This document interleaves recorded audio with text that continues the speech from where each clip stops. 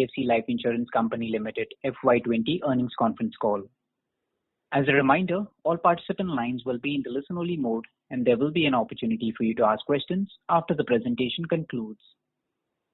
Should you need assistance during the conference call, please signal an operator by pressing star then 0 on your touchtone phone. Please note that this conference is being recorded. I now hand the conference over to Ms. Vibha Padalkar, MD and CEO. Thank you, and over to you, ma'am. Thank you. Good evening, everyone. Thank you for joining us for the discussion on our results for the year ended March 31, 2020. Our results, including the investor presentation, press release, and regulatory disclosures, are already available on our website, as well as that of the stock exchanges. I have with me Suresh Badami, Executive Director, Neeraj Shah, CFO, Srinivasan Parthasarathy, our Appointed Actuary, and Kunal Jain from Investor Relations. I will run through the key highlights of our FY20 results and would be happy to take questions post that. Starting with an update on the current situation.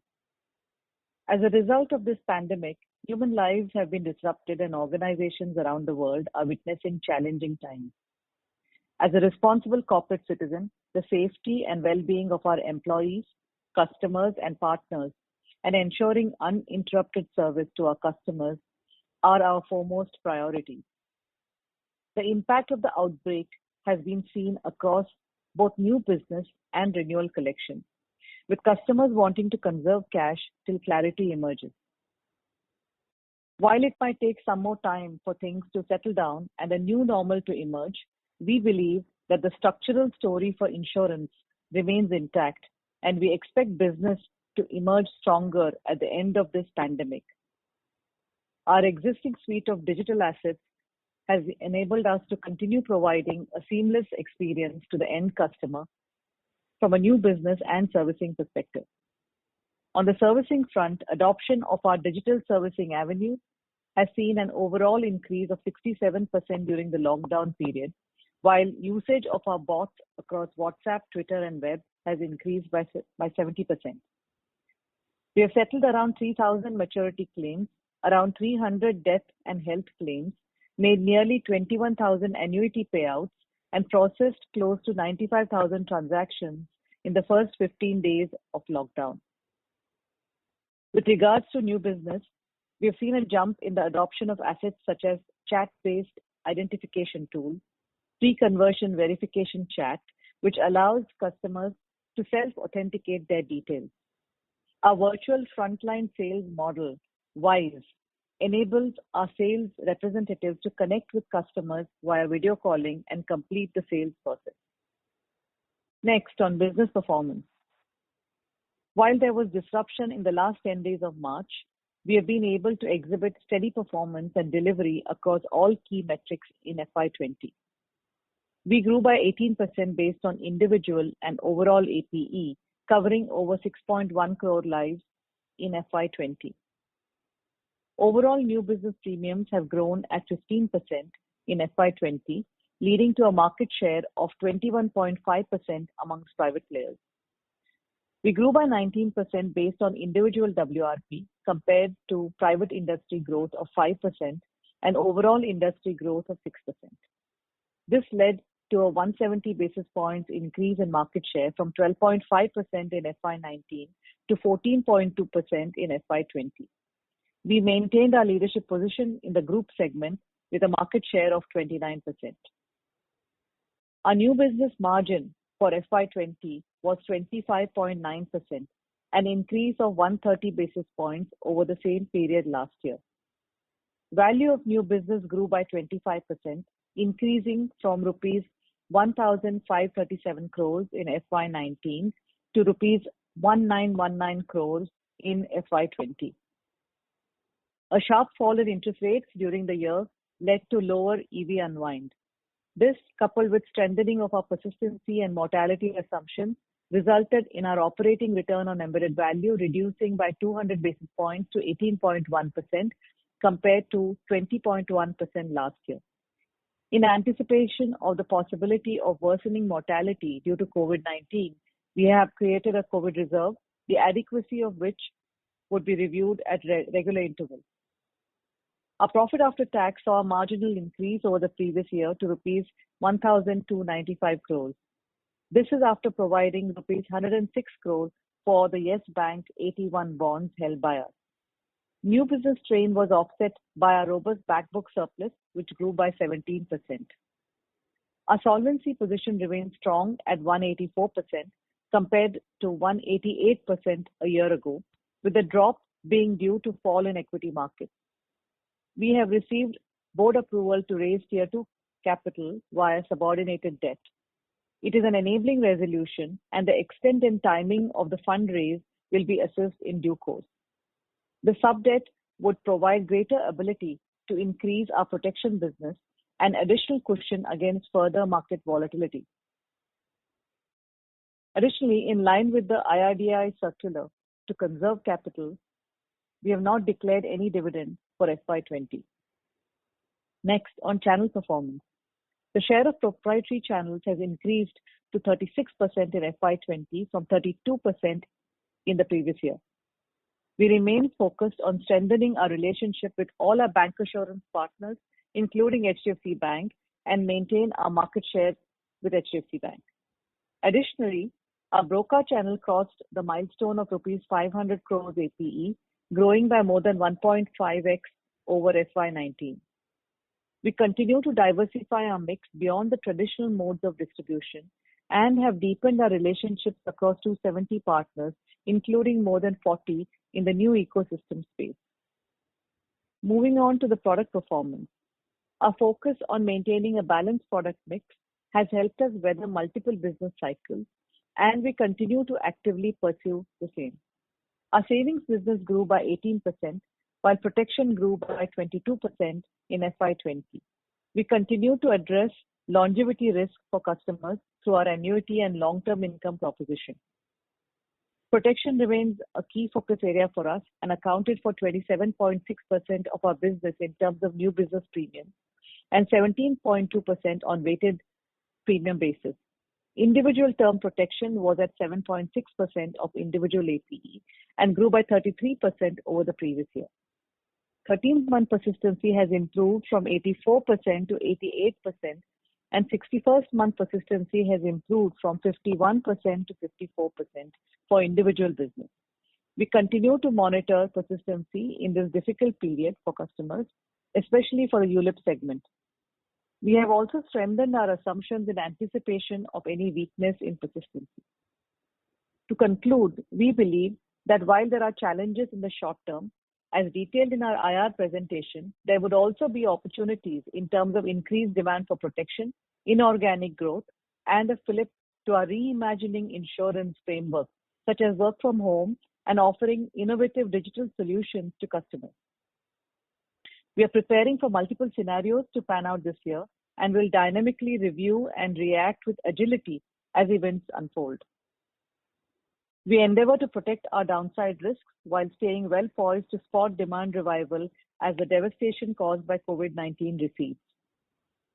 The detailed disclosure on our results is available in our investor presentation. In the end, I would like to thank all of you for your continued support of our company and hope that you and your family stay safe. We're happy to take questions now. Thank you very much. We will now begin the question and answer session. Anyone who wishes to ask a question, you may press star and 1 on their touchtone telephone. If you wish to remove yourself from the question queue, you may press star and 2. Participants are requested to use handsets while asking a question. Ladies and gentlemen, we will wait for a moment while the question queue assembles.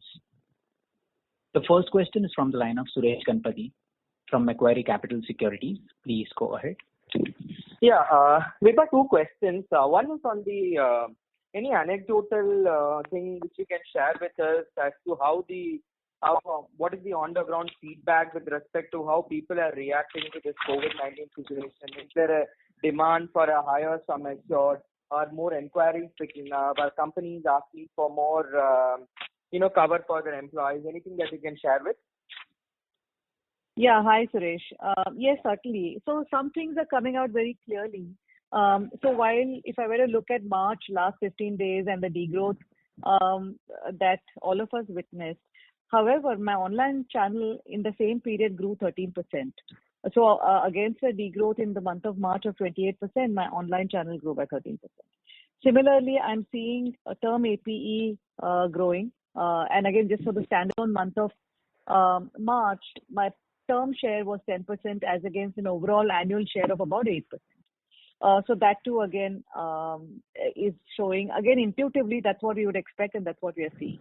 We're also seeing slightly smaller ticket size emerging. So people are somewhat reluctant, again understandably, to have an outlay of higher ticket sizes. Another aspect is that we are getting a lot more inquiries on group term insurance from lots of employers. Unfortunately, this is not the time only to cover COVID. It needs to be a more holistic level of coverage that employers should be looking for all their employees. We are also looking no reduction, for example, in annuity business. We're also not seeing that much of a reduction in some of our non-par business, which is a lot more of, in fact, it augurs well when people think that everything is just doom and gloom. But clearly, unit link is not favor of the season and hasn't been for a while, and it's just deepened in terms of people staying away from that and from the market. So I think this is what largely we are seeing, Suresh. What we're also seeing, another aspect is that customers, after refusing to engage at all, or prospective customers are now somewhat willing, at least in some of the geographies that are showing signs of ending, the lockdown ending. Apart from the metros, we are seeing willing to engage in conversations about slightly lower ticket sizes. Okay. And can you ask someone to explain the page 22 of your presentation, which is the Millman report on ALM approach? Because I have some clarifications which I wanted. Yeah. Certainly. Neeraj, you want to have a... Hey, Suresh. Yeah, so this is basically Milliman had actually reviewed our ALM approach as what we've mentioned last time on the call as well. What you see on page 21 is the overall risk management framework, and what you see on page 22 is a summary of what Milliman has just put out. The scope of the review is to basically assess appropriateness of the ALM strategy for the non-par business. That business, as you're aware, has two portfolios. The first one is the non-par savings and the credit protect portfolio, which is portfolio 1. And the second one is all our annuity business, which is both immediate and deferred. So if you were to just go back on page 21 at the bottom, what you will see is that our embedded value and VNB sensitivities to interest rate for the overall book have been laid out. You can compare it with what we've disclosed in the past as well. And both on embedded value as well as on VNB margin, the sensitivities are fairly contained. And on the non-par book, we put it next to that. What we've mentioned last time as well is that sensitivity or dollar duration is basically something that helps you manage small changes in interest rate without any slope change. What would be more appropriate for a liability like regular premium non-par savings would be cash flow matching, which will not just cover small and parallel shifts in yield curve, but also slope changes and larger changes and convexity as well. So that's where cash flow matching becomes so important. So we are happy to take a little more sensitivity in terms of dollar duration if we are able to get a good cash flow match. So that's what is there on page 22 as well. So the stresses that we've actually tested are over and above what we showed you on page 21, which is a 1% interest rate up and down. If you look at the scenarios, the first one is basically 150 basis points shift in interest rate up and down. The second one is combining this interest rate variation with changes in persistency and mortality experience. And the third one is the test of all guarantees being called in with 100% persistency and interest rates dropping sharply over the next few years. So just about 4% for the next 5 years, then dropping to 2% over the next 5 years, and then 0% thereafter. Even in that situation, the net asset position remains positive. So what this exercise was meant to do was to validate our approach and also give comfort both to management team, our board, as well as to investors that this approach is appropriate, not just in terms of ensuring that policyholder liability cash flows are protected, but also limiting the impact on the shareholder value. Okay, so the gap is positive throughout, right? Neeraj, 4.5%, 7%. The gap still remains positive in the first two scenarios also. Yeah, of course, it's positive for sure, but the changes are also fairly contained. Yeah. Right? Okay. Yeah. Okay. Thanks so much. Yeah. Thank you. The next question is from the line of Prakash Kapadia from Anivet Portfolio Managers Private Limited. Please go ahead. Yeah. Thanks for the opportunity. I had, two questions.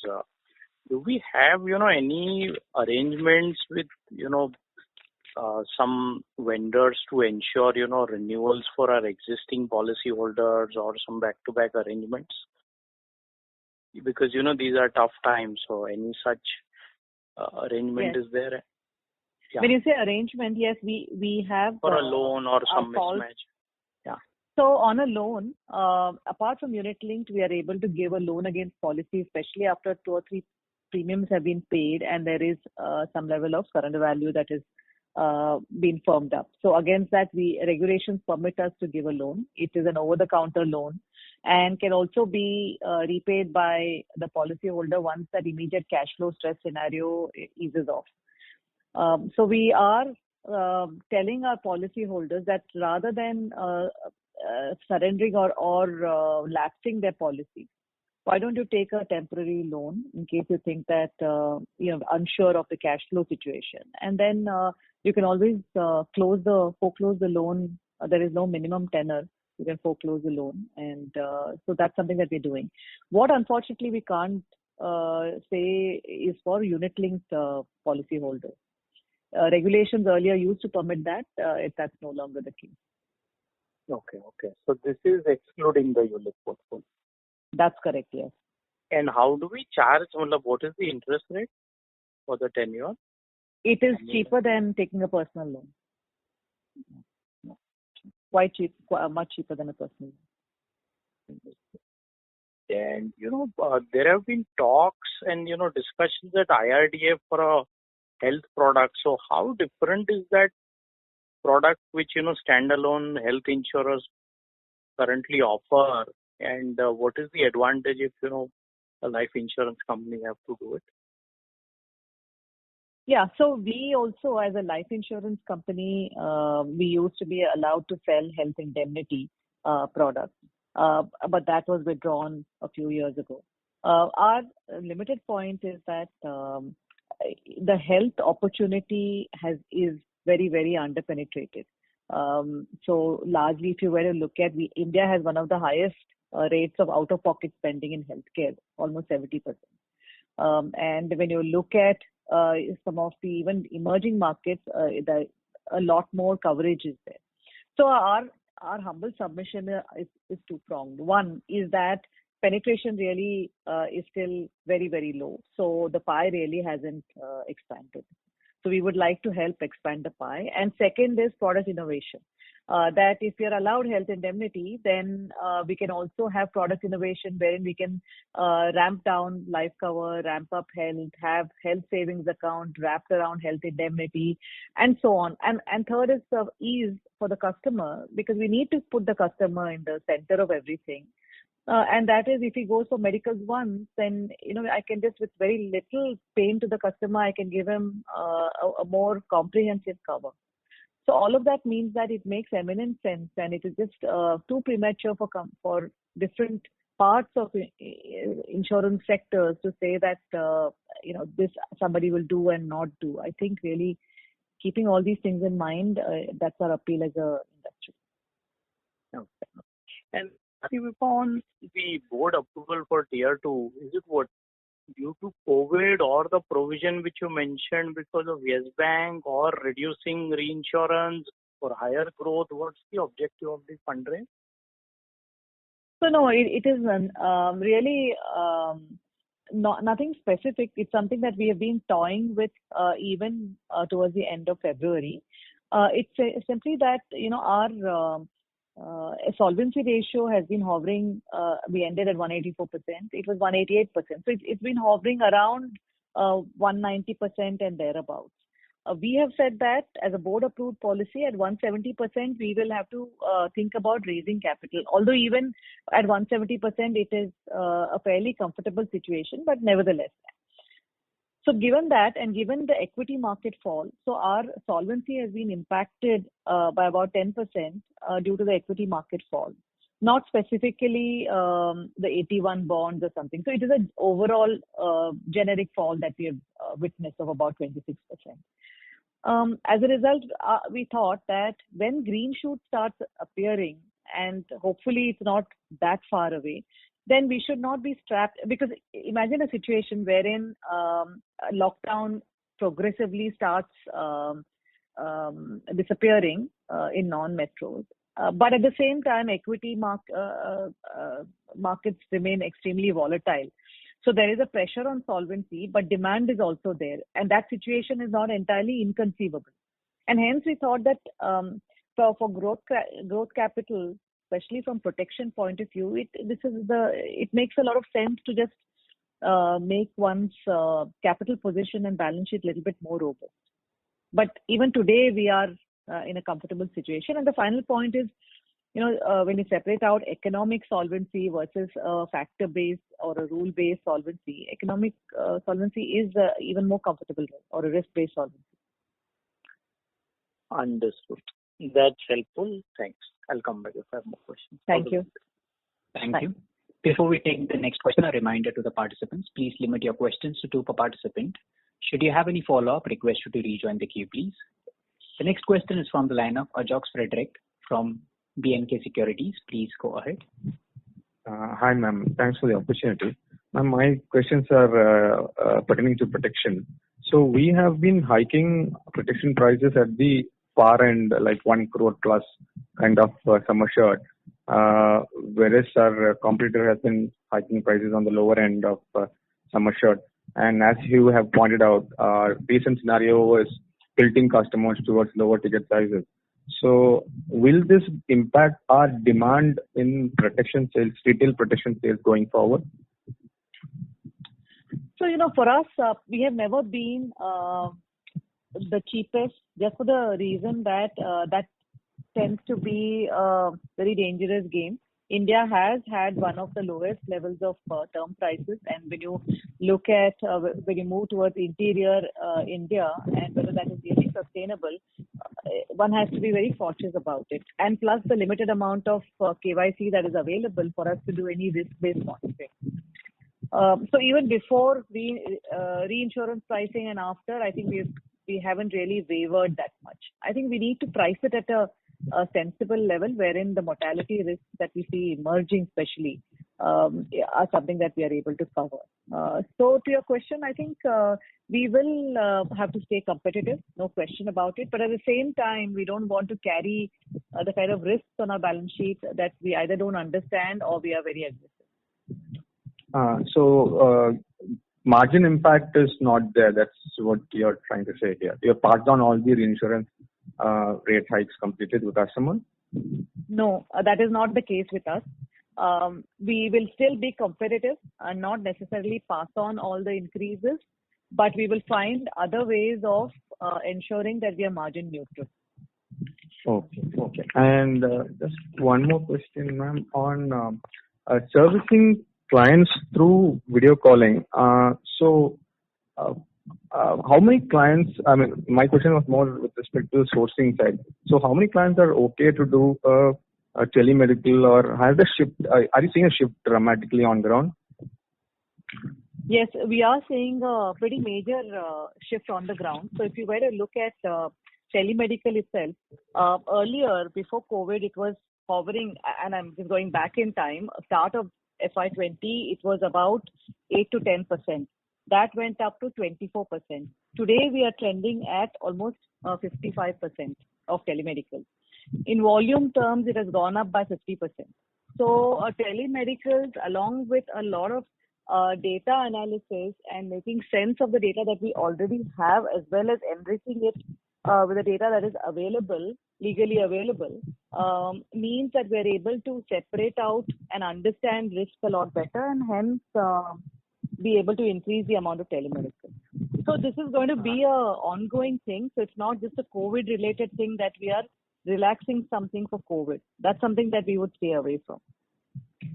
Okay. And final question on again COVID.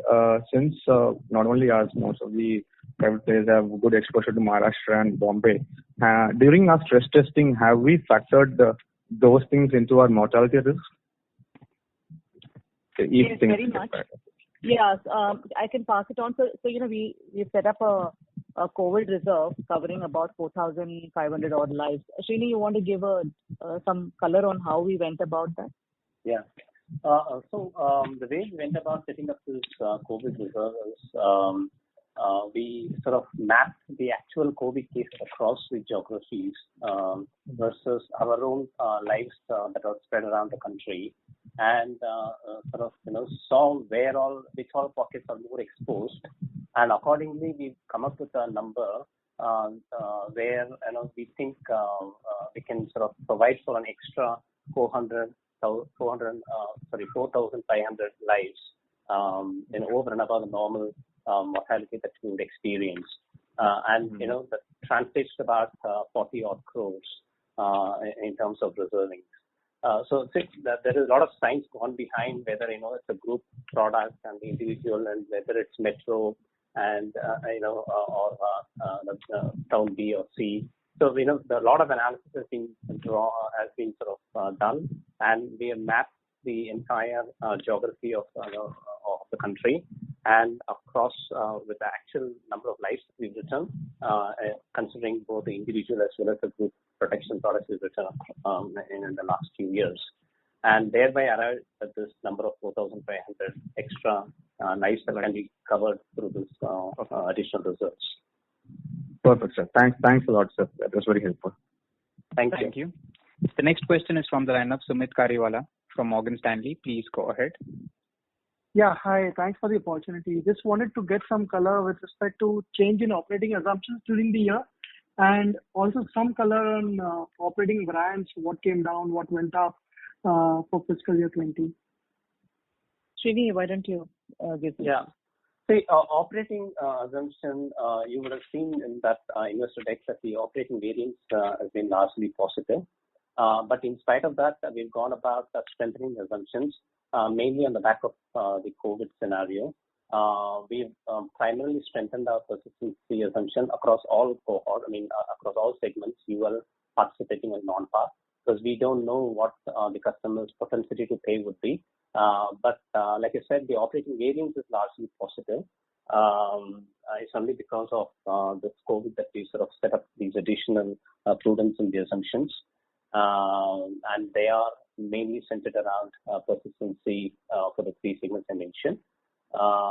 Mortality is by and large fairly neutral, and the COVID reserve that we set up is the only extra bit that we set for mortality. Okay, so what would be 13-month persistency assumption for units in your as of fiscal 20 now? The actual experience you would have seen in somewhere in all the slides we've shown, the actual experience is around 88%. I think. Yeah. 80, 83. Units, I think. So 83. But we have strengthened it fairly sharply from 83. And we just wanted to wait and watch.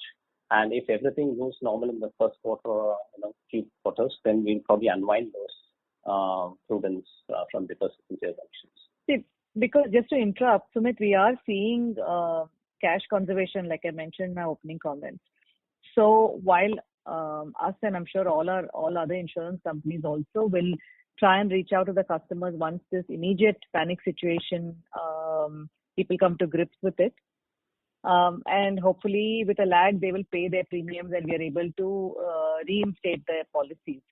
But really, we don't know how long and how, so we're just being a little bit conservative. Yeah, also IRDA, you would know that they've given an extra window to pay. So they've extended the grace period. So people may just avail of that extended grace period. So, policies that where the premiums were probably due in April, and most of them would pay by May earlier.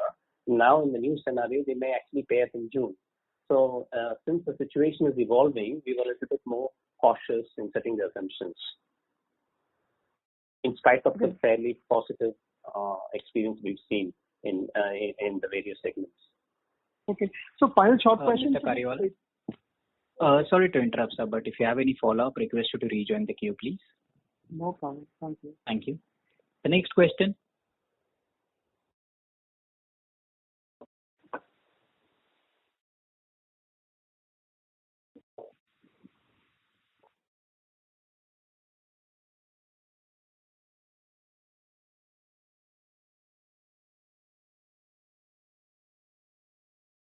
Mr. Kariwala. Sir, you may go ahead with your question. No, I was just trying to check the persistency numbers that have been given. Is that as of 11 month ending, or that also incorporates March with some grace period? This is for the 12-month ending February. So it's from previous March to February, Sumit. Okay. That's only 12-month number, because the up to March numbers will only come in around this time. Clear. Very clear. Thanks, Neeraj. Thank you. The next question is from the line of Harshit Toshniwal from Premji Invest. Please go ahead. Hi, sir. Hope you guys are doing good. One question. So, in the retail protection, can we get some color on the policy ticket sizes and number of policies we did in FY20 and 19? And how do you think that changing, because you have taken the reinsurance rate hike, but simultaneously there is a demand for lower ticket size policies. So some color around growth on that aspect. Yeah, so it's not necessarily that for protection it's a lower ticket size. I'm saying my comments are more in terms of for savings it is a lower ticket size. For protection we're not really seeing a lower ticket size. Okay. But if you want the numbers, maybe Neeraj, you can just pass on the numbers on ticket size. Look at go ahead. From a ticket size perspective, one big shift that we've seen over the last few quarters is the switch to limited pay, which is now a significant part of the business, where customers are actually preferring to pay in a shorter span of time and have a coverage over a longer period of time. So that way they get done with the commitment sooner, but the coverage continues for a longer period of time. So that, as you would appreciate, has only increased the ticket size significantly over the past few quarters. So lower ticket size, I mean, we can see demand coming through various modes. Some people might actually prefer return of premium because they believe that the value doesn't come to them in case nothing happens. Some people may actually want to take a decision every year in terms of how relevant the coverage is. So the thing is that we are offering all of these options, and depending on a particular customer's thinking in terms of how he or she wants to go about it, as well as in terms of the environment, what you just mentioned right now. So we don't know which way the demand will evolve. We have all these options available, and we are happy to kind of offer all of them to customers. Okay, sir. Yeah, and final point I had there, Harshit, is that if I were to look at March exit rate ticket size, and that has grown overall by about 19%. So, so for protection, it hasn't. We are not really seeing that has gone down, but savings has gone down. Okay, got it, ma'am. Thank you. Thanks sure. Thank you. The next question is from the line of Avinash Singh from SBI Cap Securities. Please go ahead.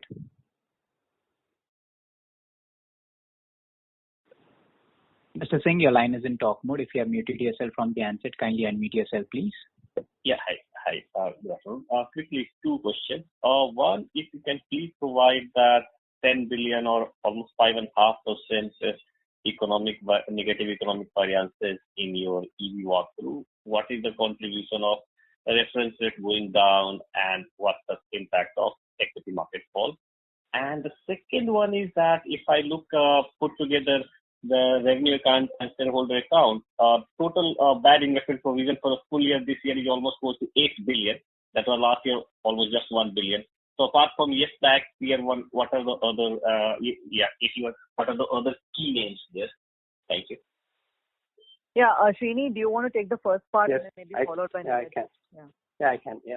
Yes. So largely, the fall in the equity market is sort of more pronounced than the upside, a little bit of upside from the fall in the yields. So by and large, you see more sort of a dominant effect from equities on the VIF component, close to around 700-800 crores, and then you have a little bit of this 81 bonds effect of another 100 crores. But the upside from falling yields are primarily on the A&W side. I mean, the net worth is only about 100 crores or so. So a large effect is actually due to the fall in the equities. And the fall in equities is felt primarily in the UL products, where the loss of future fund management charges as a result of the lower equity is the main reason for that itself is around 500 crores of the 1,000 crores fall that you see there. And around 200 crores is because of the equity fall impact on the shareholder funds. So mainly it is the equity fall and a little bit of upside coming through from the drop in the yield curve. And Neeraj, do you want to just talk about the impairment? Yes. So in terms of impairment, the number that you mentioned is broken down into shareholder and policyholder. So for policyholder, it's in the region of about 560 crores, and for shareholders, it's in the region of about 200 odd crores. This is largely on account of the diminution in the equity value as per our impairment policy. So we basically stuck to our policy, which is approved by our investment board investment committee, and taken the diminutions because of the volatility that we've seen in the market. We've seen a 40% dip in the last quarter and a 30% dip in month of March in terms of the key indices. So that is something that we've reflected. A large part of the diminution that you see here is in quarter 4. More than about 80% of the diminution for the year has happened in quarter 4. A lot of, apart from the Yes Bank 81, which we referred to, most of these others are names which we do expect things to kind of change over the next few quarters, and the diminution would then get adjusted accordingly. But we've not taken any exception to our diminution policy in a volatile time, and we've stuck to that and taken all the diminution in equity as required by our policy. And just to add to that, even within the policyholder funds, it is in various segments. So you would find that it is there in unit link, par, and so on. So not all of it is impact to profit, direct impact to profit.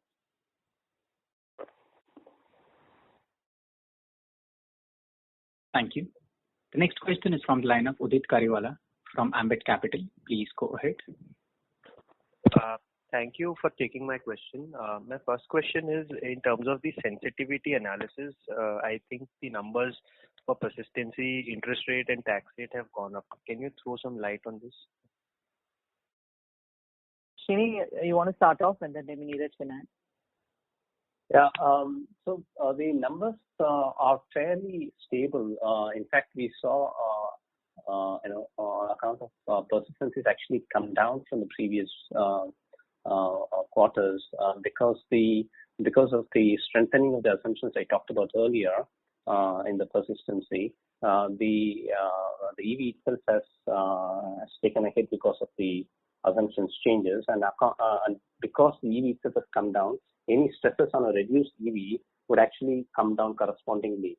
So the sensitivity is actually lower on the persistency from what was the case earlier. So it's not actually gone up. So I don't know which one you're comparing. So, but I'm talking to sensitivity to VNB and not EV. Why it has moved up, and if you could give some color even for tax and on the reference rate as well. So when you say it's gone up, do you mean I'm saying the sensitivities are higher. So it is 0.5 and 0.6. So you're saying it was higher from the previous quarter, you mean, or which when you say higher? The last published sensitivity, what was there? Right. I may need to check because my understanding is it should actually. So if I give out the number, last persistency sensitivity was 0.8 minus 0.8 and for increase in 10% and plus 0.6 for decrease in 10%.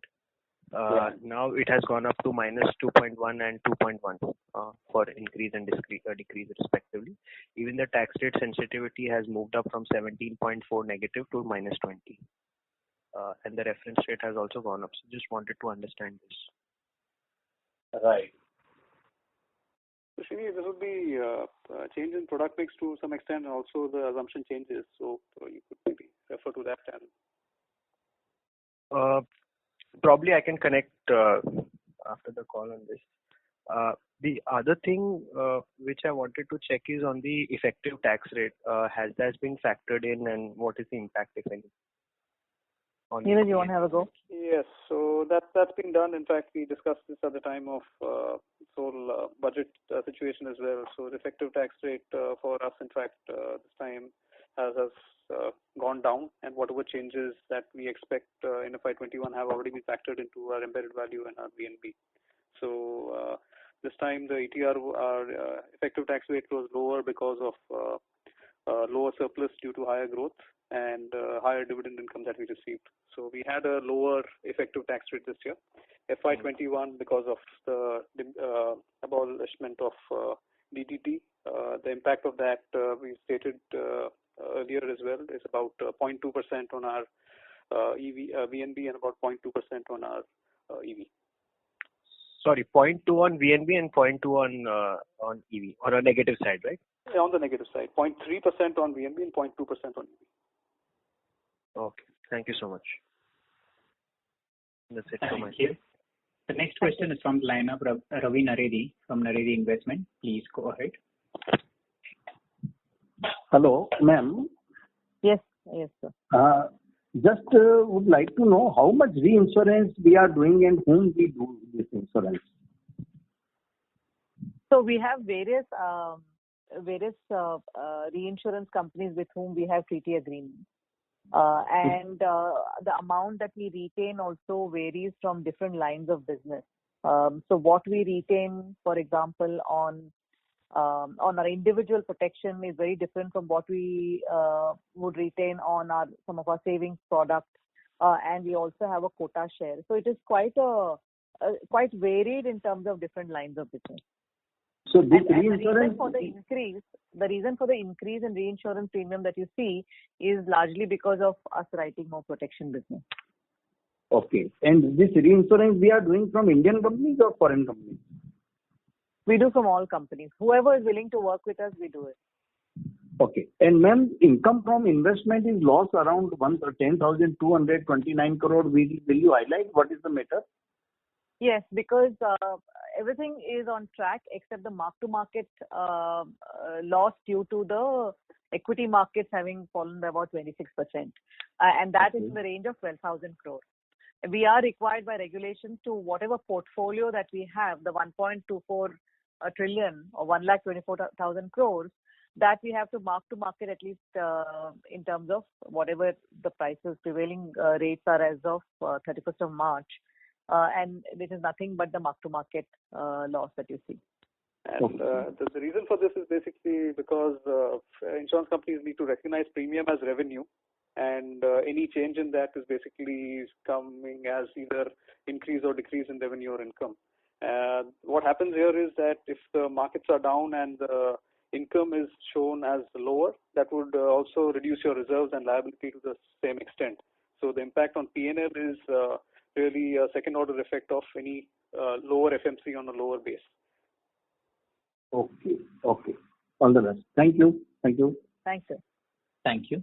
The next question is from the line of Sanket Goda from Spark Capital. Please go ahead. Hi, thanks for the opportunity. Just I wanted a clarity that since we have not taken the entire pass on of the reinsurance rate to the end customer, you told that there will be different strategies to make it margin neutral. So just wanted to understand few which could help us to understand that the margins could be maintained in protection business. Yeah. So first of all, our product, Sanket, is awaiting regulatory approval. So whether we will pass it on or not, and how much we pass it on, right now it's on the drawing board. But as and when we get the approval, that's when in the past, because we do believe that just because reinsurers are charging us more does not mean that the customer should automatically be charged everything to retain margin. So we have to find other ways, and some of those ways are product mix is one.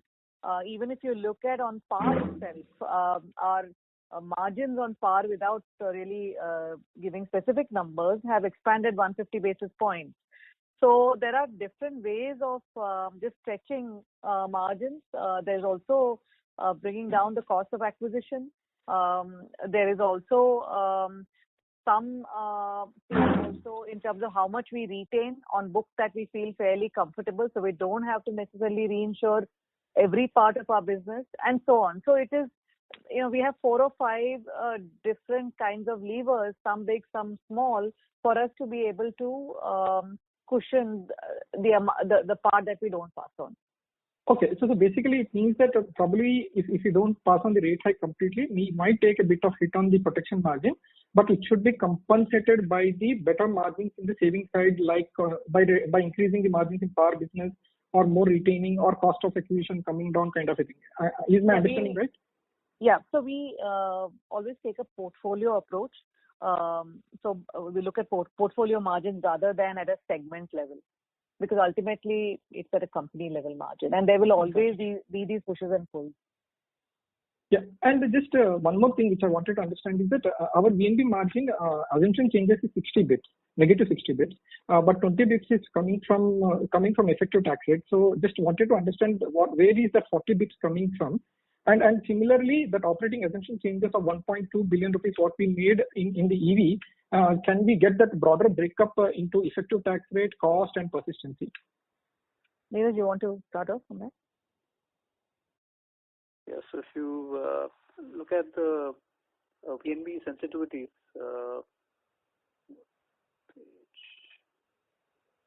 I'm referring to page number 35 with respect to VNB, where you say that VNB margin is impacted by 60 bits because of the assumption change. I understand 0.2 is coming from effective tax rate.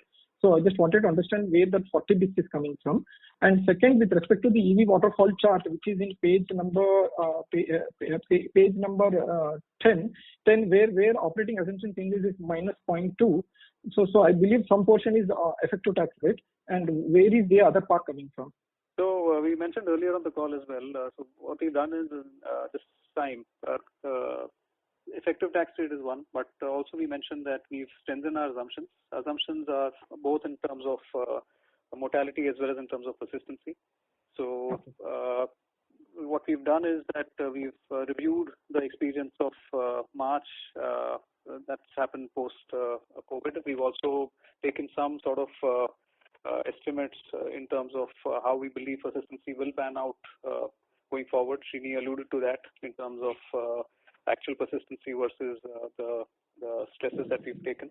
So some part of it, large part of it is obviously on the back book, which is reflecting in the WIF change. But the business written in the past 12 months also has to be given impact, or rather has to be given effect to. So that is what you see as the assumption change in the VNB as well, in addition to ETR and in addition to the COVID reserve. So that's basically the on the VNB side. As far as EV is concerned, if you can, I'm sorry, if you could just repeat your question. Sorry. No. I know broadly. I think you have answered it with respect to this also. That 1.2 billion is combination of effective tax rate, persistency strengthening, and COVID reserve strengthening. That's yeah. So basically, we've given effect to the entire book, not just the past, but also the last 12 months. So we split that into the two parts. Yes. And this just in slide number 21, this is a little counterintuitive that when the interest rates are going up by 100 basis points, our margins on VNB margins are showing negative for a non-par business. Actually, you will end up earning more. So net your margin should be positive with respect rather than being negative. I'm failing to understand that point. If you can give a clarity, that would be really useful. Yeah. So typically, what would happen is that if you are unhedged, then when interest rates go up, you will get higher margins out of your non-par book. And if interest rates go down, obviously you will see a lot lower margins. In our case, given that we are fully hedged and not just on duration but on cash flows, and we have locked in our earnings through either assets that we bought or through FRAs that we've locked in. That's how the sign change is possible in our case, and that in fact is actually giving us more comfort, and it should give more comfort to investors as well, that when interest rates actually go down, which is what people think will happen over the medium to long term, the margins will only see an upside. Got it. Fair enough. And finally, just on your credit protect. Okay, no problem. I will take it subsequently. Thank you. The next question is from the line of Vinod Rajamani from HSBC. Please go ahead.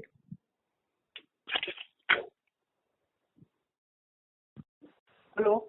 I had a question on the your EV walk, that 10 billion number which you have talked about in terms of the operating variance. If you could just give a split in terms of how much is related to equity and how much is it related to debt. Srini, you have that handy? Yeah. So that's broadly about 900 crores would be equity. And if you classify 81 bonds as equity, that will be another 100 crores. But there is a slight contra movement on the debt side as well. So broadly, a significant proportion of 1,000 crores is actually equity. Okay, thanks. And in terms of the tax rate change, what is the impact in the operating variance that you'll have in terms of the EV walk as well as the new business value walk? It is good. So we did discuss it is in the range of 0.2 to 0.3%. Okay, sure. Thanks. Yeah, that's all. Thank you so much. Thank you. A reminder to the participants, please limit your questions to one per participant. Should you have any follow-up, request you to rejoin the queue, please. The next question is from the line of Nidhesh Jain, an individual investor. Please go ahead. Thanks for the opportunity. I'm from Investec. So, with respect to the credit life business, which is most likely to see a decline in FY21. And we were hedging our non-par portfolio. We are doing cash flow hedge using credit life inflows. So, do you see a change in hedging strategy going into FY21, and will there be a consequent impact on your ability to underwrite non-par savings business and offer the levels of guarantee that we were doing historically? So Nidhesh, I'll just start off and then Neeraj can add. So, we have been mentioning that credit life as a portfolio at the beginning when FRAs are not allowed, that's when it came in handy. Today, it is no longer the only way that we hedge our non-par portfolio. There are various other partly paid bonds as well as, like I mentioned, FRAs themselves. And this aids in both ALM as well as cash flow matching. So it is not that everything is only dependent on credit life, which yes, and we do agree with you. Apart from certain parts of the lending environment, most of it is in a fairly bearish mode. Anything, Neeraj, you want to add? No, you covered it. Just a couple of very quick things. So there are two things here. One is in terms of the rate, and second is in terms of the amount of business. Now, rate is not really dependent on any of the hedging instruments. It's really dependent on what's available in the economy, and based on our ability to take any credit risk, lock in the rates. So the rates that will be available to customers will be completely based on that, as you've seen in the past, with our dynamic repricing, both in Sanchay Plus as well as in annuities. As far as the amount of business is concerned, with the added avenues that we have for hedging, we do not see that to be a constraint. But of course, we will monitor our ability to write new business on the basis of the ability to hedge as well. Whichever instrument is effective, we will use that. And if at any point in time any of these become a constraint, of course, we will monitor our product mix. But like you said in the past, our willingness to write this business is more governed by our balanced product mix approach. So every quarter you've seen us bring down this business to a particular level, so that approach will continue. Sure. And secondly, from a product mix perspective, if I look at over the next 2 to 3 years, I think one should not expect a further increase in non-par savings as percentage of overall mix. So hence, from here onwards, the margin improvement lever is largely from annuity and protection. Is that a right understanding, or do you see margin improvement levers in the savings business also? We definitely see them in savings as well. And if we get health, even more so. So, we don't want to be slotted into it's either this or that as whatever is visible today. There are so many other product innovations that we can do, which could be hybrid between different segments. Technology is something that we have just scratched the surface in terms of how we offer. So it's not just what we sell, but also how we sell. So we feel fairly enthused over a lot of these innovations that would be first to the market. And so it somewhat will become not as important as to slotting it into protection, being the only savior, or reducing something else, or putting a cap on non-par, or so it's a combination of both technology as well as product innovation. Sure. And just lastly, on the operating variances, if you can share the breakup in terms of persistency, mortality, expenses, and others, that would be very helpful. Srini, you want to give a color on that? Sorry, can you repeat the question, please? Operating variances, giving more details on that. Right.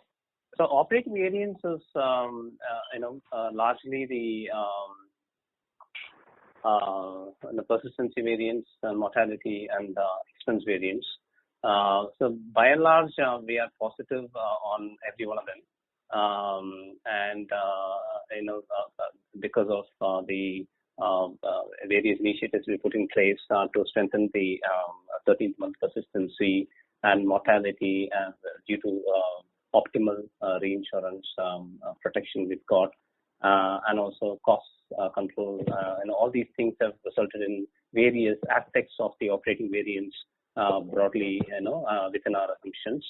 But like I said, in spite of the operating variance being favorable, we have decided to strengthen a few assumptions, primarily on account of the uncertainties resulting from the COVID crisis we are going through. But as things pan out over the next quarter or two, we will see whether there is any merit to unwind any of those assumptions. Sure. And these operating Mr. Jay? Sure. Sorry to interrupt, sir. Thank you. Sure. The next question is from the line of Dhaval Gada from DSP Mutual Fund. Please go ahead. Yeah, hi Vibha. Just a couple of questions. First, could you talk a little bit about operating cost and its ability to sort of help in this time on the margins? Just how much ability do we have on the cost front to maintain margins and improve them? And the second is, I missed the comment that Neeraj made around the amount of additions we made related to persistency. So if you could just quantify that. Yeah, those are two questions. Thanks. Yeah, sure. So if you were to look at the breakup of the cost, about 26% odd is our employee-related cost. About 50% is all distributor and new business sales variable cost. So if you were to see what are all the controllable versus non-controllable costs, and leave the employee cost as is, because the need of the hour is to have a little bit more of empathy. So like I said, 50-55% sales variable. There's also volume related cost, which is another 7%, which is all your things like stamp duty and medical and those sorts of things. Again, new business related. So that is 62%. And then you have your fixed cost, which is your infrastructure, your technology investments, which is about 12%. So 62 to 65% is almost entirely variable. That just leaves about 35 to 38% that we have to deal with in the event of a slowdown, because that's what I'm assuming that you are alluding to. And even within that, things like branches. So we have 421 branches. We have a plan as we speak today as to if this is if COVID-19 takes a very long time to really for us for normalcy to come back, As of today, we are able to service our customers, like I said in my opening comments, as to the number of claims and the 300 death claims and the 21,000 annuity settlements, etc. There's virtually nothing that we're not able to do today, which means that we are in a position to be able to roll this out reasonably for good.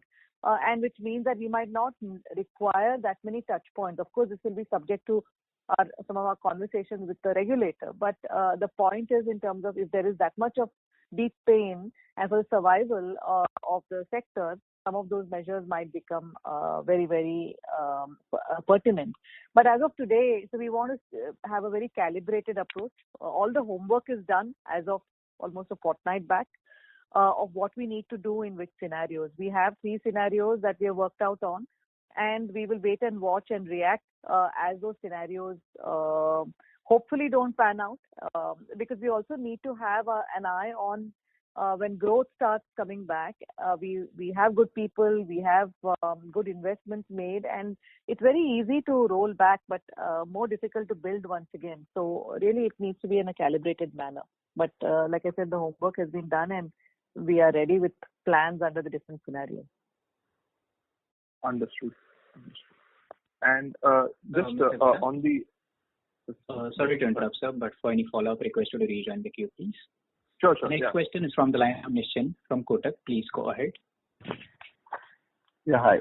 Just 2 things. One was, if you could give a breakup of, I actually dropped off in between, but if you could give us a breakup of the operating variance of 150 crores and just on the investment variance of 1,000 crores. I think somehow, looking at the sensitivity that you put out last quarter, I think it doesn't really add up.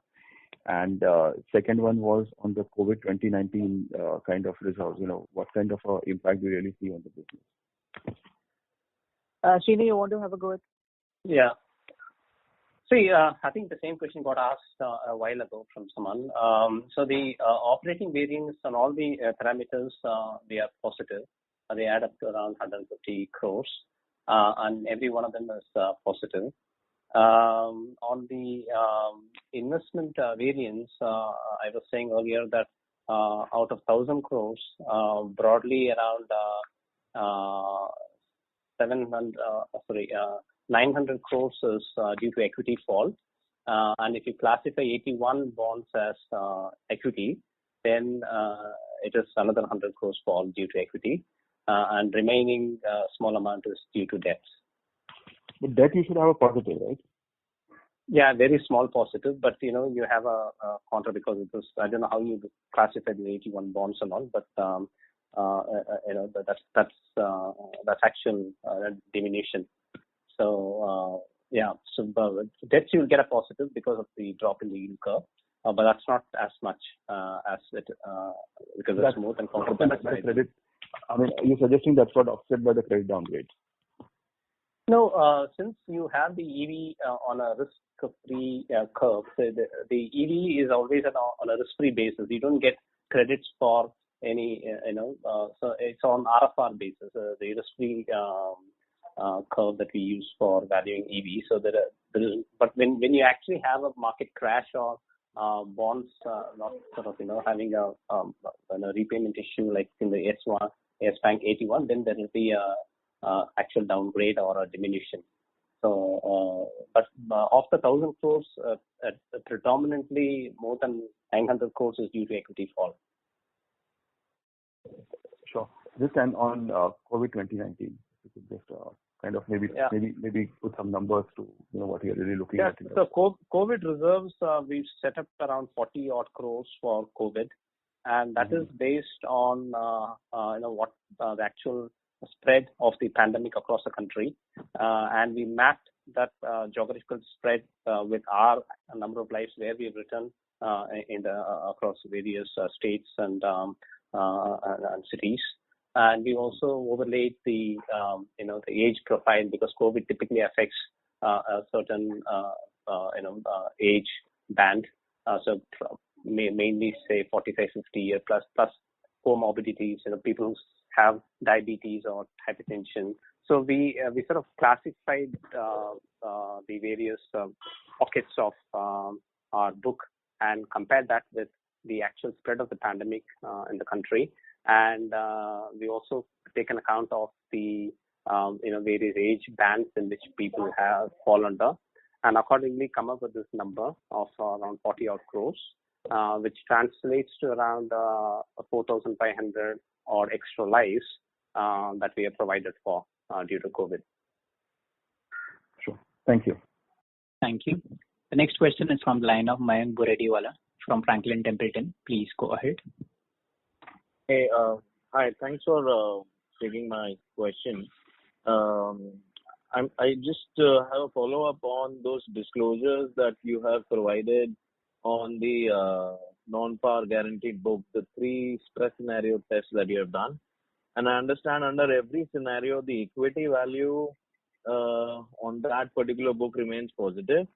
But I want to understand that under which of these scenarios, while the equity value is positive, we would start seeing significant negative variances versus what we have already assumed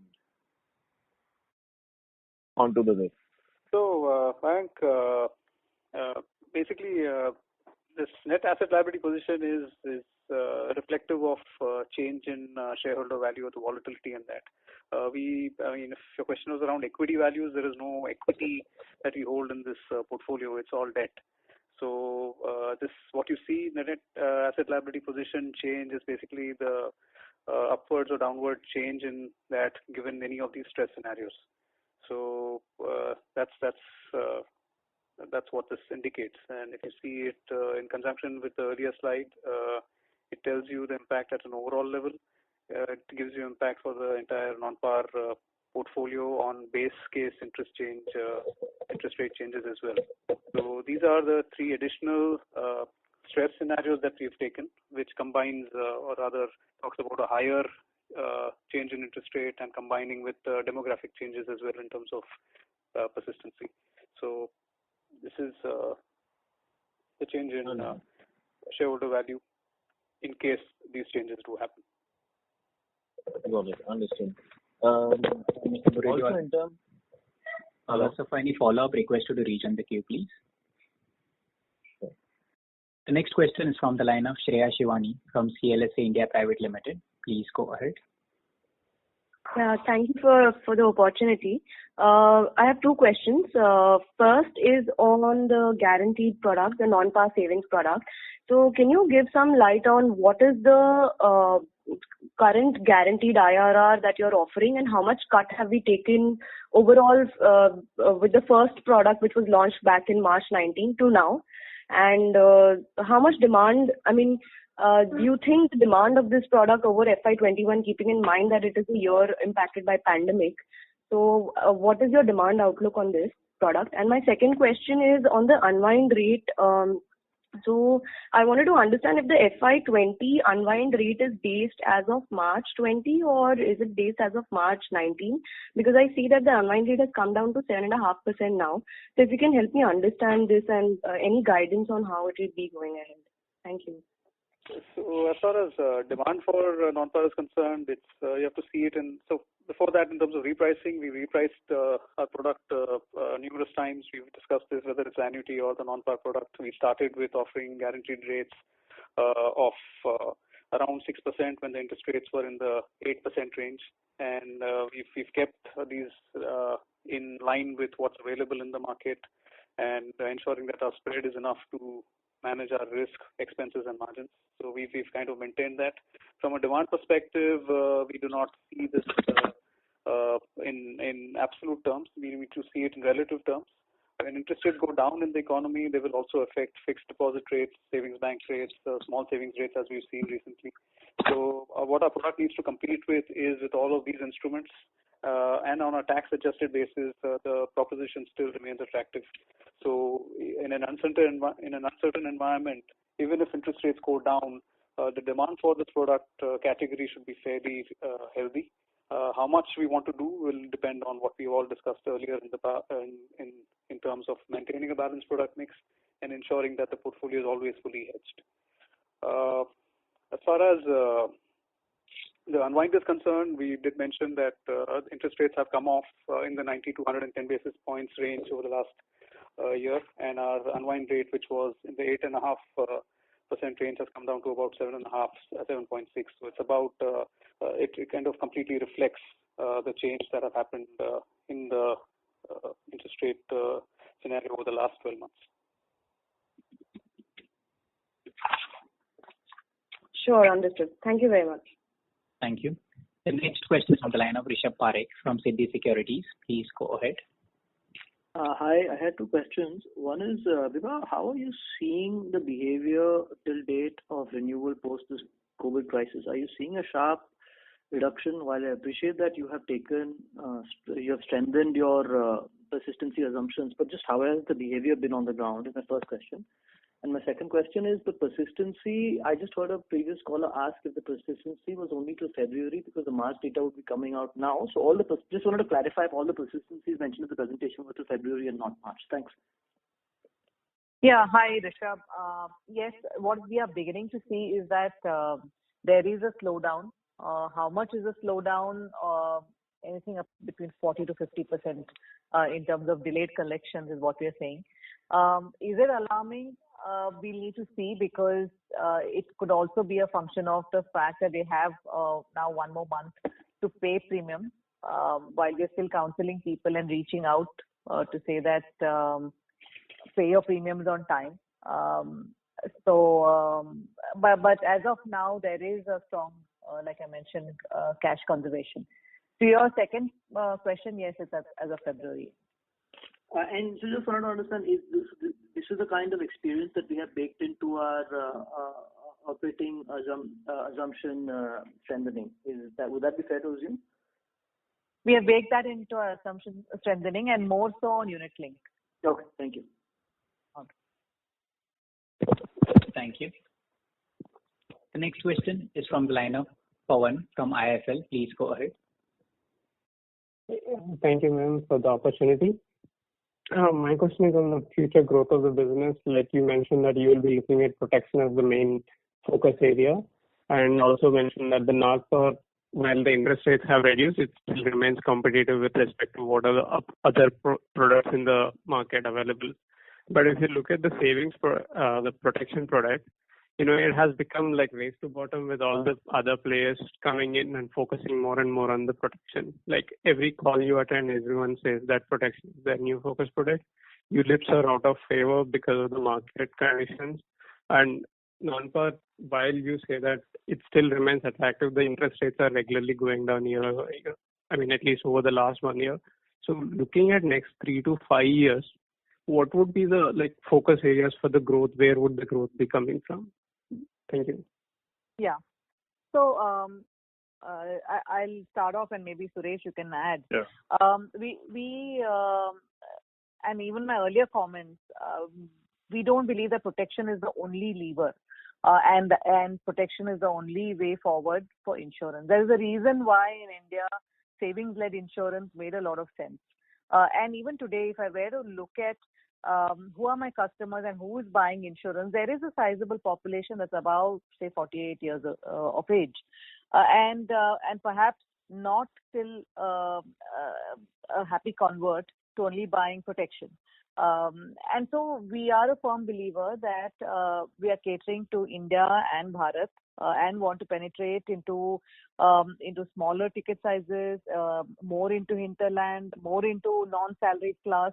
And that's when all parts of our offering become very, very relevant, including, say, participating products. And participating products today, especially our Sanchay Par Advantage, is significantly more accretive to the bottom line than maybe other asset classes, and so on. So, and there is a place under the sun because it makes sense for a risk-averse policyholder who wants very little exposure to equity and so on, likes money-back schemes, etc., with a life cover. So a balanced product mix is something we will continue to focus on. We've been saying that for a long time. So we'll continue to focus on that. Credit life is something that as long as we price it sensibly, because there also we are beginning to see a lot of irrational behavior, and we are actually beginning to exit some of the relationships because, again, there's a race to the bottom because of the kind of pricing either to the distributor or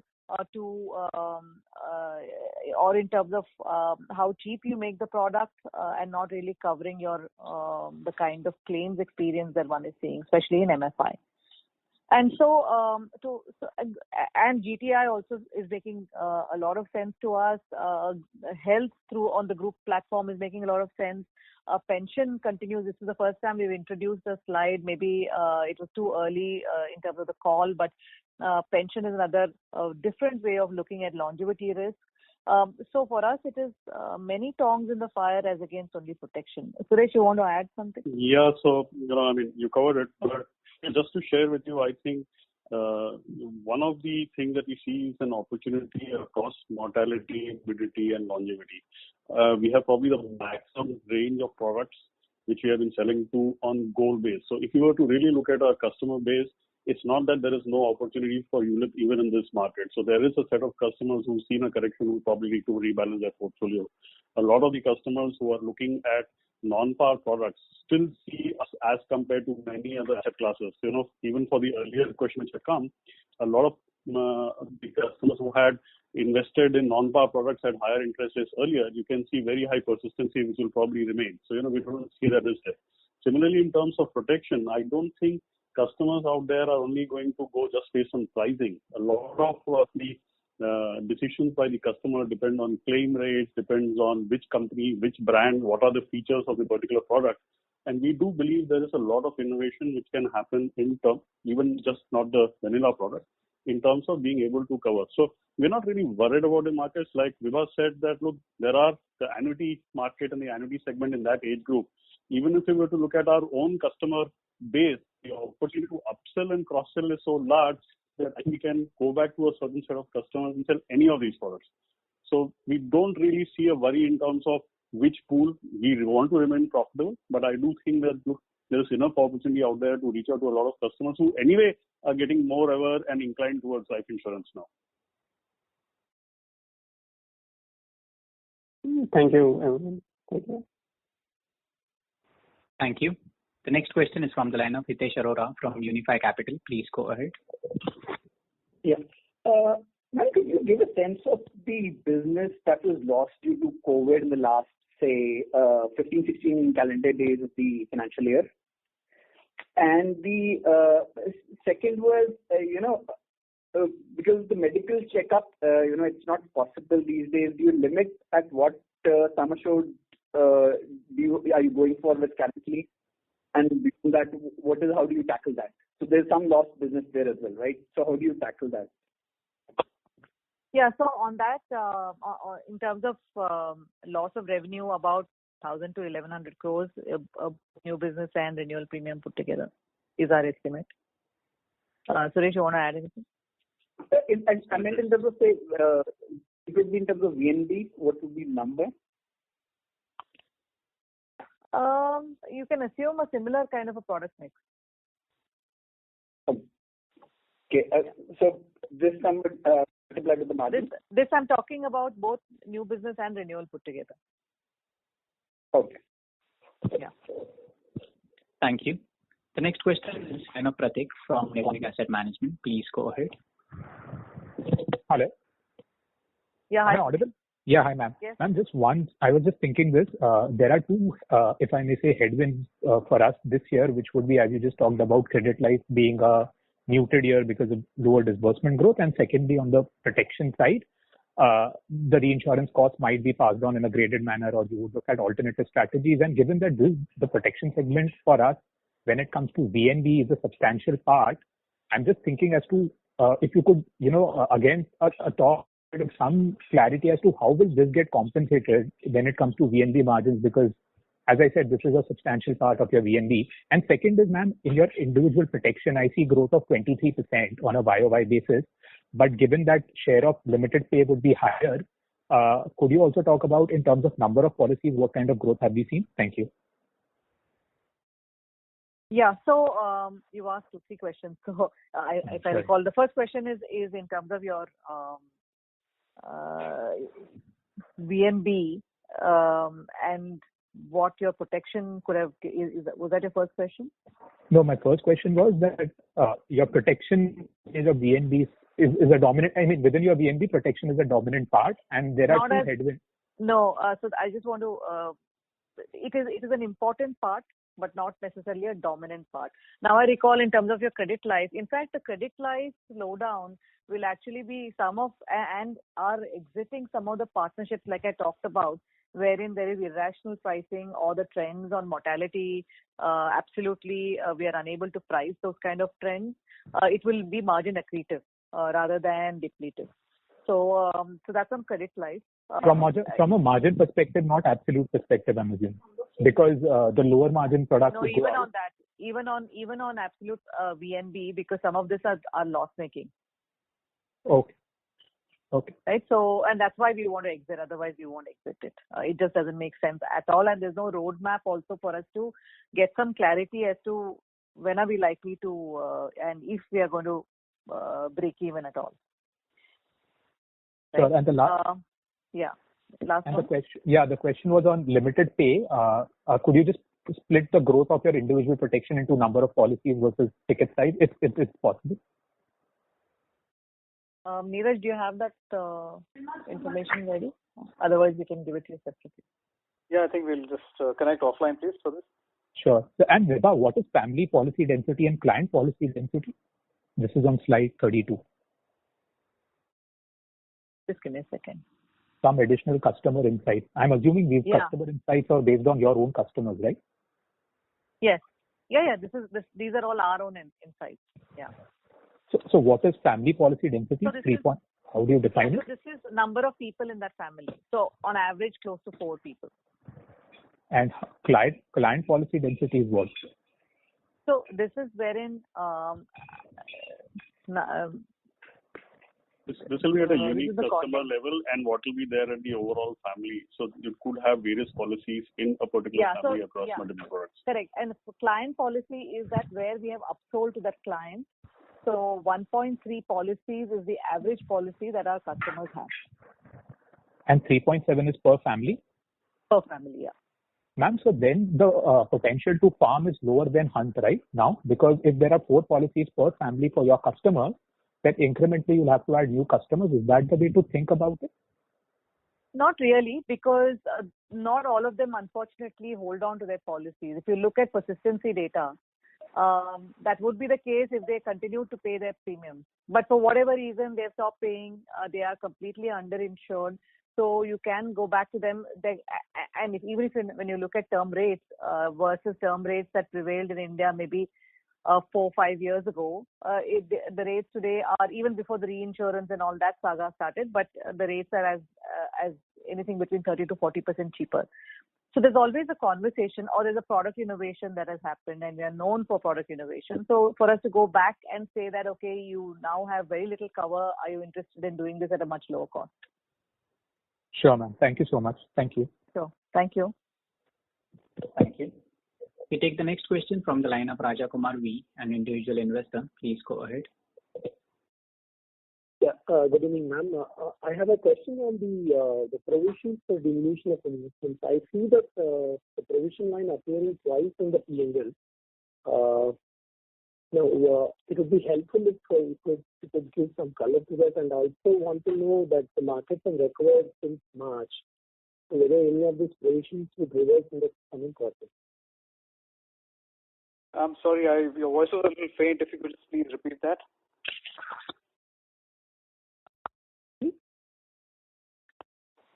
Hello? Yes, please, if you could repeat that question. Yeah. So my question is on the provision for the diminution of investment. I see that the provision appearing twice, in 2 lines in the P&L, totaling to about 560 crores. Just wanted to know, since the markets have recovered since March, I just want to know whether any of them would be reversing in the current quarter, and if so, if you have any color on the amount. Yes, so we did discuss, right, and the last part of the definition for FY20 was in the last quarter, and this is as per impairment policy, so that's basically largely a quantitative factor of the change in price since the securities were bought, and second is in terms of the movement in the last few months. So it's a combination of that, and if the trend reverses, of course, we will be very happy to write that back. We will stick to the policy, whatever the policy approved at any point in time, and the impairments would take cognizance of upward and down movements in the market. So yes, if there is a positive change that happens in this quarter, which we've seen since March 31st, we will see what can be crystallized as on June 30th, as per the policy. Okay. The second question is, despite having a 560 crore provision, your bottom line has just moved down only by like 60 crore, between the March 19 to the March 20. So what is driving, despite the 500 crore provision, what is making up for this bottom line? Basically, there are two things. One is the policyholder surplus that comes to shareholders. That's a large chunk of what constitutes shareholder profit. And the second is the investment income from the shareholders. So the investment income from shareholders is a lot higher than last year in terms of dividend income as well as in terms of dividend. The gains on realization have been lower than last year, and of course we've taken diminutions. So the policyholder surplus has flown through from our unit-linked book largely because of lower business, and also in terms of the regular transfers from the participating book, and the surpluses that arise from the non-par as well. So we've had a good year in terms of new business growth as well as healthy growth in renewals in spite of the situation that we just discussed. So all of that contributes positively to the shareholder accounting profit as well. Okay, this is great. Just the last question Mr. Rajakumar. Sorry to interrupt, sir, but for any follow-up request, please rejoin the queue, please. The next question is from the line of Jatin Jain, an individual investor. Please go ahead. Hello. Yeah, hi Jatin. Hello. Ma'am, actually my question is that for the insurance companies, March is a very important month. So due to the corona effect, how much the percentage in the income has been affected if I compare to last year? If I can take that. How much of top line? Yeah, please go ahead. So normally you are right. The last month of March has a fair percentage contribution to the overall business. But however, if you have seen over the last few years, the skew of the business which is done in the last quarter has started coming down. So if you remember when we had the post-budget discussions also, we came back and said, look, tax is probably not one of the largest reasons why people buy insurance, which is one of those reasons the skew has moved from Q4 to Q1, Q2 and Q3. However, March still remains significant as an overall in terms of percentage. So you would normally find that the last 15 days or the last 2 weeks of March contribute to anywhere between 8 to 10% over 8% of the annual number. Now that is where more or less it has got affected. You would say in the industry the impact would be around 6 to 7% of the annual numbers which have come in from the COVID last 15 days. So that would probably be proportionate across all. And you would find that in March, most of the numbers, obviously the IRDA numbers have now been published, most of the insurers have degrown. We probably degrown the least in terms of what was our March. But an estimate would be anywhere between 300 to 400 crores of new business which have got impacted in the last 10 days of March. Okay. As I said, just that your company has degrown least in the insurance sector. So can I assume that due to the March effect, your profit is little down? It can be related? No, so actually the new business strain actually affects the profit a little bit more, in the sense that the more business you do, there is more of a strain. So to some extent, the new business strain has actually come down because of a slightly lesser business. So maybe Neeraj, you can add on that. But effectively, we are looking at significantly much higher numbers. If you have seen the year-on-year growth which has happened for HDFC Life amongst the large private sector players, we can stand out in the higher double digits. Thank you, sir. Thank you very much. Thank you. We take the last question from the line of Madhukar Ladha from HDFC Securities. Please go ahead. A couple of quick questions. You mentioned that the equity hit was about 900 crores on the VIF. So this 900 crores is purely just because of the fund management charges on a lower equity value? That is the right way to read it, right? No, I said earlier, fund manager, UL is only about 500 crores. Then you have the equity impact on the shareholder net worth. That is about 200 crores. And then on the participating products also, you have some equities. And if the equities fall, the ability to pay the future bonuses from which you will actually get a shareholder transfer, they also fall.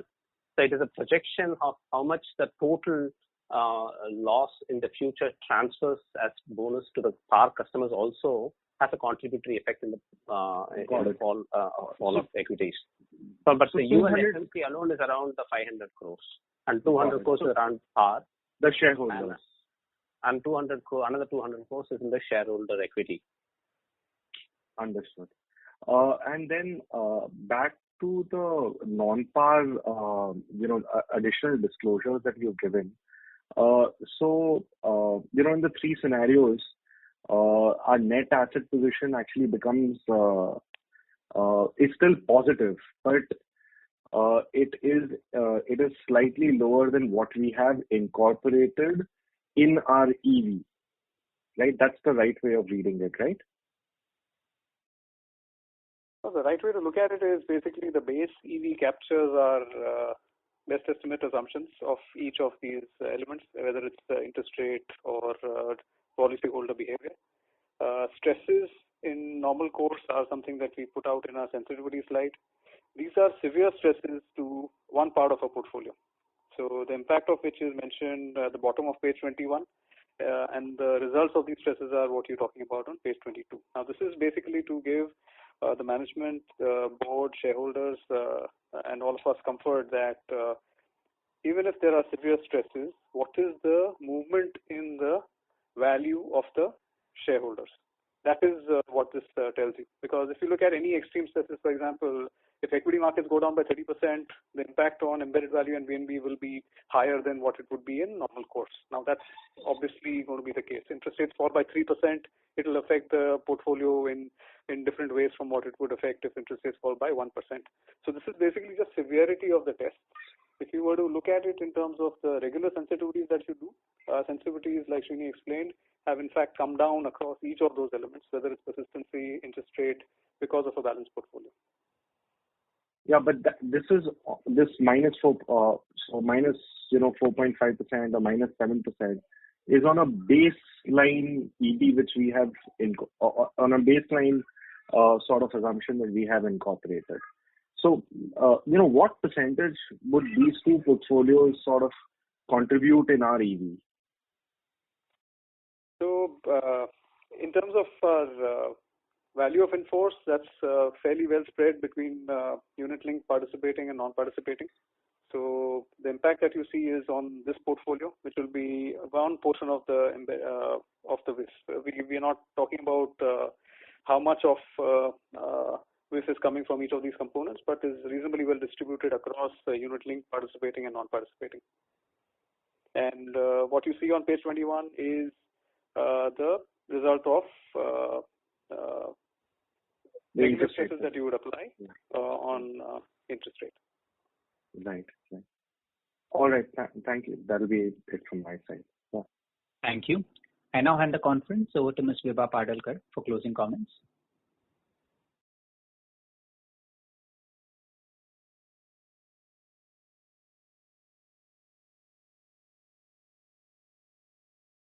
Ms. Vibha? Apologies, I was on mute. Thank you everyone for being part of this conference call. Stay safe, and if there's anything further in terms of clarifications, please do reach out to Kunal Jain from our IR team. Thank you and good evening. Thank you. Ladies and gentlemen, on behalf of HDFC Life Insurance Company Limited, that concludes this conference. Thank you for joining us, and you may now disconnect your lines.